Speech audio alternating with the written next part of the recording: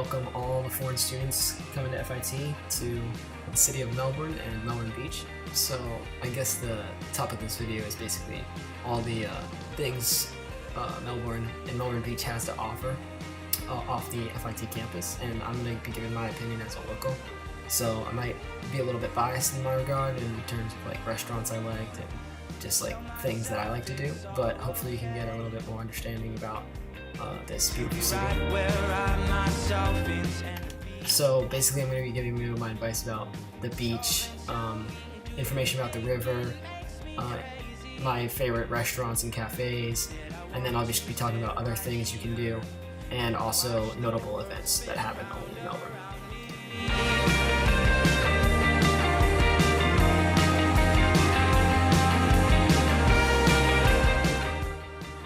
So the first thing I'm going to talk about is the beach, because it's like basically the main tourist attraction. It's what Florida's known for, basically.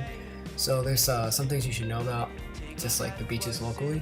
So we got basically just don't go to Boardwalk. That's the first beach you'll see when you're coming off the causeway or the Melbourne Beach Bridge.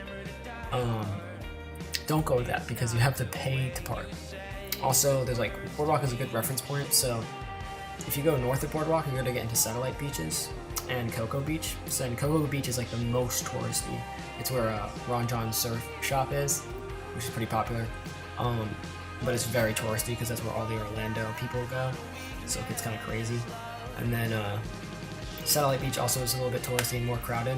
But if you go, the more south you get, so the further south from Melbourne Beach you go, the more laid back your beach experience will become. Also, you want to stay off the dunes because there's like a plant wildlife and plant species that essentially reclaim sand after we get hit like by hurricanes. So they basically serve to make the beach longer, and also during like the right season you'll get turtles laying their eggs like up near these dunes, so you're usually supposed to just stay away from there. Also, if you ever find yourself like surfing like for the first time, just be ready to like get wrecked.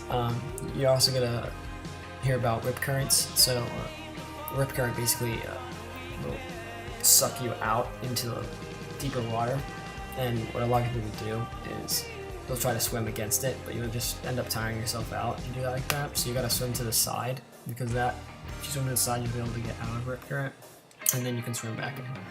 And also, if you're like an inexperienced swimmer, then just go to beach accesses that have lifeguards, because some local ones or like local beach accesses just won't have lifeguards. So if you're drowning, then no one's gonna come save you.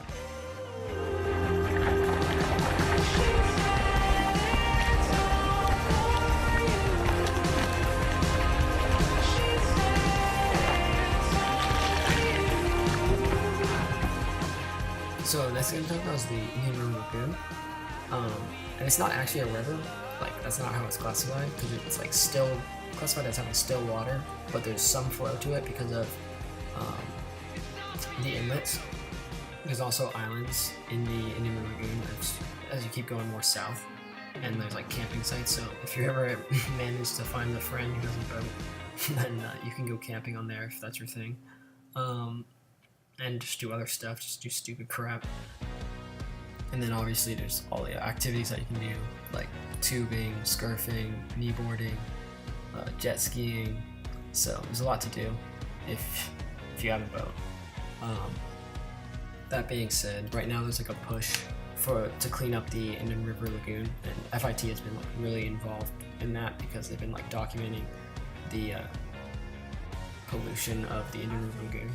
And one of the things that causes this is like when dogs like poop and then it rains, like the runoff acts as a fertilizer for the algae in the lagoon, and then when the algae blooms, that's what's called algae bloom, that means it covers the sunlight, and then the kelp on the bottom of the lagoon dies, and that basically makes it like the lagoon into a muck, which is what we're in right now. And it's very bad because then fish can't thrive and like other crustaceans and stuff can't live, and that basically makes less fish like around the Indian River Lagoon, and then that means you have less bigger marine animals too, like dolphins and manatees.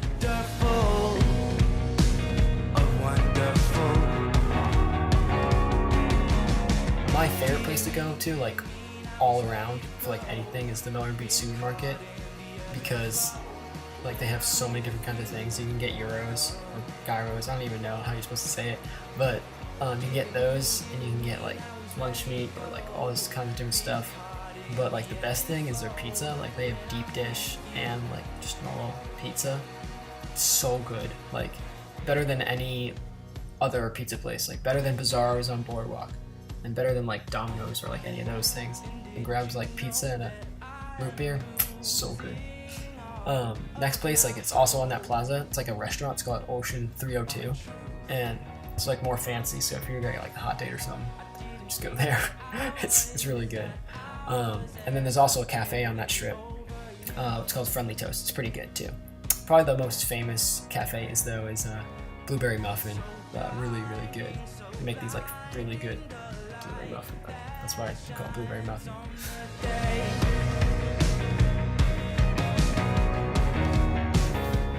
So there's just other things you can do. So obviously we have like movie theaters, and the best one to go to though is the Oaks, just because it's nicer, a little bit more expensive, but it is nicer, and you have other stuff you can do after. Like you can get ice cream at Ben & Jerry's, and there's also a little restaurant there. That's good. And then like right down the street from FIT, you got Inlet's Thrill Park, which is pretty fun. They have like arcade games and laser tag, which is fun, and then also go-karts. So it's pretty popular, and I'm pretty sure students get discounts there.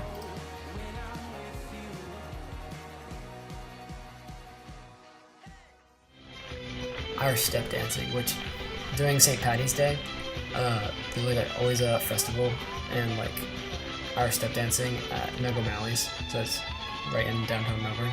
So that's always a good time. It's pretty crazy. So one of the events I put in here is 4th of July, because like I kind of forget that I'm so used to it, but if you're a foreigner, it's probably like a pretty unique first experience of 4th of July.